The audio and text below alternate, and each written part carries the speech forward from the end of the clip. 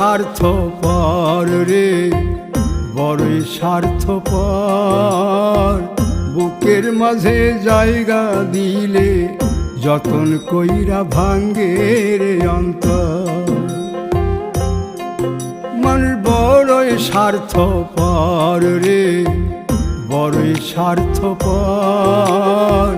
বুকের মাঝে জায়গা দিলে যতন কইরা ভাঙ্গে রে অন্তর।